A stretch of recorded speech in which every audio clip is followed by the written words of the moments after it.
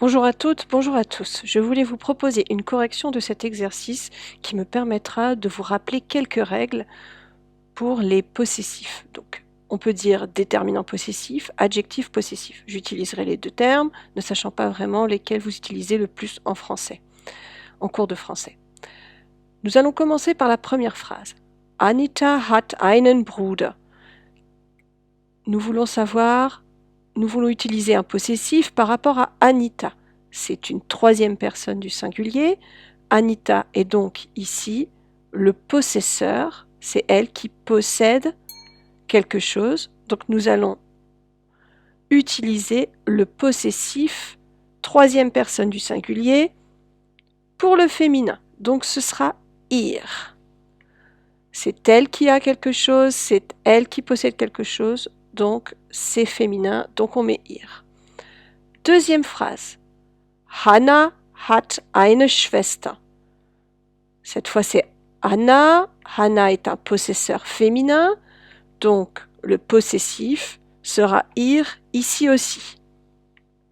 Ihre Schwester ist 10 Jahre alt. Ensuite, nous passons à das Baby. Das Baby n'est pas un possesseur ni féminin ni masculin. J'espère que vous vous souvenez bien que das Baby est neutre. Donc je vous rappelle, quand le possesseur, troisième personne du singulier, est neutre ou masculin, on utilisera sein.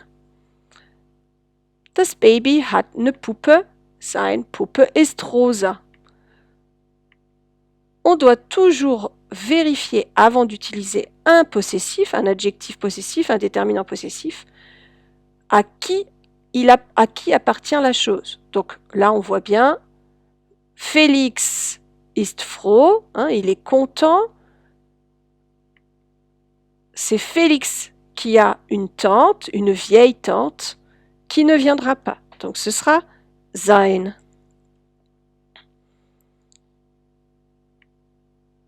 Possesseur masculin, on met sein.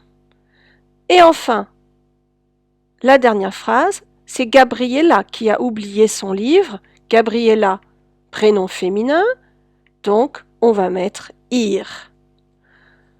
J'espère que vous comprenez mieux grâce à cette explication. Il y a une dernière chose que je dois vous expliquer. Parfois sur la correction, j'ai marqué un E ou pas sur le possessif, sur l'adjectif ou le déterminant possessif. Il va falloir réfléchir non pas à savoir qu'est-ce qui est avant, qu'est-ce qui possède, mais à la chose qui vient juste après, le nom qui est complété par le possessif, à savoir si lui est masculin, neutre ou féminin.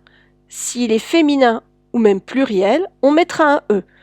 Comme à Schwester, on sait bien que Schwester est féminin, je mets un E. Puppe, on voit bien eine Puppe, féminin, je mets un E aussi. Quant à alte Tante, dit Tante, on l'a appris ensemble, féminin.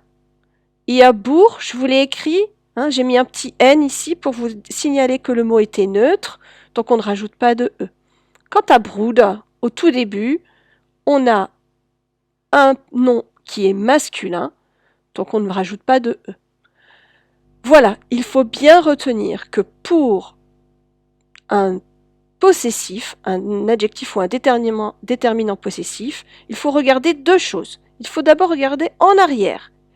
Qui possède? Est-ce que c'est féminin, troisième personne du singulier? Est-ce que c'est neutre? Est-ce que c'est masculin? Et on doit aussi ensuite, une fois qu'on a trouvé quel était le bon déterminant possessif, regarder ce qui suit.